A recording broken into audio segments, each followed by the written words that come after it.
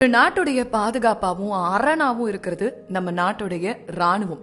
அவங்க தான் நம்மளுடைய காப்பாளர்கள், ஒரு ப்ரொடெக்டிங் ஷீல்டு மாதிரி அவங்க. இது நம்ம எல்லாருக்கும் தெரிஞ்சதுதான். ஆனா கண்ணுக்கு தெரியாத, பெரிதளவுல இவங்களை பத்தி கேள்விப்படாத ஒரு மறைமுகமான ராணுவமும் ஒவ்வொரு நாட்டையும் பாதுகாத்துக்கிட்டு இருக்காங்க. இது எத்தனை பேருக்கு தெரியும்? இவங்க எதிரி நாட்டுக்கிட்ட இருந்து சொந்த நாட்டை காப்பாத்துறதுக்கு அந்நிய மண்ணுல ஒற்றன் வேலை செஞ்சு கொண்டுகிட்டு இருக்கிற உளவாளிகள், எஸ்பியனாஜ் அப்படின்னு சொல்லலாம். அதாவது உளவு பார்க்கக்கூடிய ஸ்பை. இவங்க எல்லாருமே தாய் மண்ணை காப்பாத்துறதுக்காக தன்னோட உயிரையும் தியாகம் பண்ண துணிஞ்சவங்க. கிட்டத்தட்ட ஒரு அண்டர் கவர் ஏஜென்ட் மாதிரி தான் இவங்க. நம்ம மண்ணுக்காக தான் வேலை பாக்குறாங்கிற விஷயம் ரகசியமா தான் இருக்கும். எப்படி விக்ரம் படத்துல நம்ம விக்ரம் அவர்கள் ஒரு ஸ்குவாட் வச்சு அதன் மூலமா பல விஷயங்கள் நாட்டை காப்பாத்துறதுக்கு பண்ணுவாங்க, ஏஜென்ட் டீனா, ஏஜென்ட் விக்ரம். அதே போல இவங்களுக்கும் ஒரு பெயர் கொடுக்கப்படும். அந்நிய நாட்டுல இருந்து அந்த நாட்டு மக்களை போலயே டிஸ்கைஸ் பண்ணி அவங்க கூட ஊடுருவி அங்கிருந்து ஒரு சில தகவல்களை சேமிச்சு குரூஷியல் இன்ஃபர்மேஷன்ஸை நம்ம நாட்டுக்கு கொடுத்து பல போர்கள்ல இருந்து பல சேதங்களை நடக்க விடாம நம்ம நாட்டை எப்பாடுபட்டாவது பாதுகாத்தரணும் அப்படின்னு தன்னுடைய உயிரையும் துச்சமா மதிச்சு ராப்பகலா தூங்காம வேலை பார்த்த the real unsung hero and heroines தான் இந்த ஸ்பை மாஸ்டர்ஸ். இது போன்ற பகைமை நாடுகள்ல இருந்து தாய் நாட்டை காப்பாத்திக்கிட்டு இருக்கிற ஆர்கனைசேஷன் பேர் தான் ரா.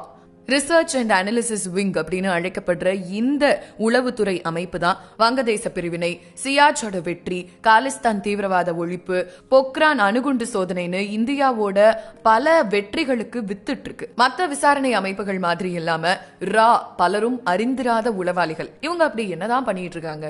ஒவ்வொரு நாட்டுக்கும் ராணுவ பாதுகாப்பு எந்த அளவுக்கு இன்றியமையாததோ அதே அளவுக்கு ஈக்குவலா உளவு அமைப்பும் முக்கியமானது. 1914, 1939 இந்த நடந்த ஃபர்ஸ்ட் அண்ட் செகண்ட் வேர்ல்ட் வாரோட தாக்கம் ஒவ்வொரு நாட்டுக்கும் உளவு அமைப்புகளுடைய அதீத தேவையை உணர்த்தி இருக்கு. அதற்கான முன்னெடுப்புகளுக்கும் வழிவகுத்திருக்கு. அத்தகைய ஒரு அரும்பணியை செய்யக்கூடிய அதிகாரப்பூர்வ அமைப்பு தான் இந்த ரா. வெளிநாட்டு விவகாரங்களுக்கான ரகசிய ஆராய்ச்சி ஆய்வு அமைப்பு.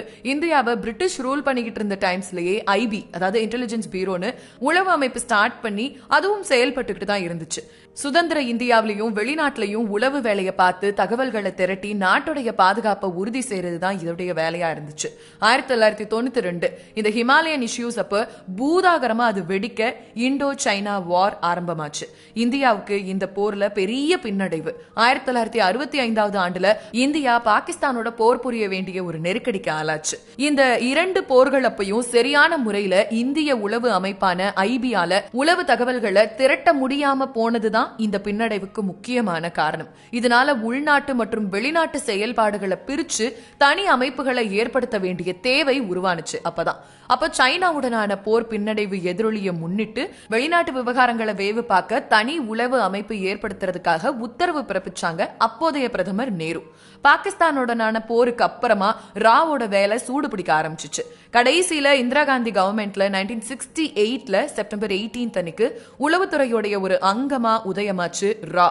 முதல் தலைவரா உளவுத்துறையுடைய துணை இயக்குனருடைய ஆர்என்காவோட தலைமையில களமிறங்குச்சு ரா.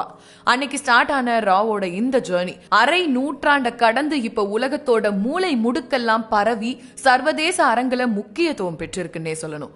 உலகத்தோட தலை சிறந்த உளவுத்துறையான அமெரிக்காவோட சிஐஏ, சென்ட்ரல் இன்டெலிஜென்ஸ் ஏஜென்சி அமைப்பை முன்மாதிரியா கொண்டு இந்தியாவுடைய ரா உளவு அமைப்பு செயலாற்றி வரதா கூறப்படுது. பாகிஸ்தான், சைனா, சவுத் ஏசியா, மத்திய கிழக்கு நாடுகள், ஆப்பிரிக்காவுக்கு தலா ஒரு ரா அதிகாரி, இவங்களுக்கு கீழே ஏஜென்ட்டுகள், இடைத்தரகர்கள்னு ராவுடைய களப்பணி பரவி விரிவடைஞ்சு ரொம்ப வெற்றிகரமான ஹயரார்கியோட செயல்பட்டுகிட்டு இருக்கு.